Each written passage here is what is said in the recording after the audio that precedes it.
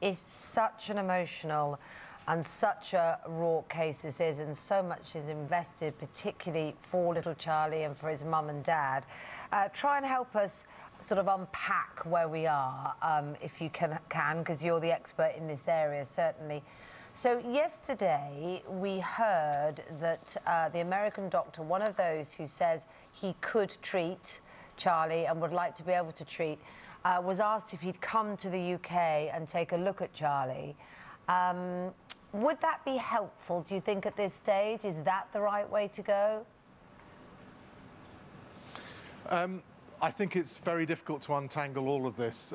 Certainly, making decisions about the treatment of a patient without actually seeing the patient can be very difficult. I think the key things from the information that I have heard, which will not be dissimilar from yourself, the reports from the court, is there was a reference to 10% certainly of a meaningful improvement.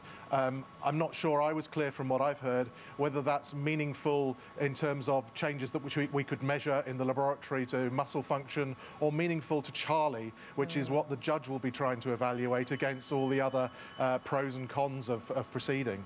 And of course, he's absolutely at the centre of this, isn't he? And the person that everybody wants to do the best for, including, of course, the very doctors at Great Ormond Street, who we know are extraordinary, the best in the world, every day save children's lives and improve the lives of children.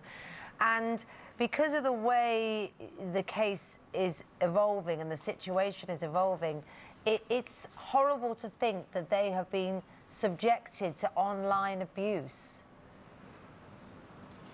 Yeah, I think all the paediatricians, all of the doctors, and I would hope actually most people across the country are deeply shocked by this. There is absolutely no doubt that everybody involved in this very difficult case has Charlie's best interests at heart.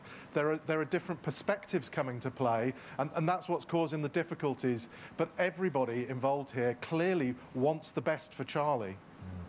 Can you understand, Dr. Fortune, Connie's frustration that it's not her and Charlie's father that are making the decision about what they would like treatment-wise for their son to experience, and their frustration and difficulty in comprehending that this isn't something that, as the parents, they get to decide over?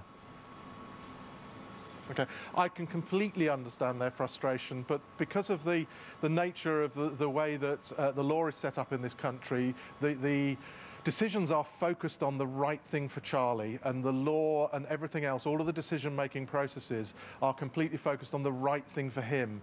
And whilst clearly no one's going to doubt that amongst everybody else, of anybody, they would have Charlie's best interests at heart, I think one does have to also consider that it's very difficult to take a totally objective view from the position of a loved one who's so poorly.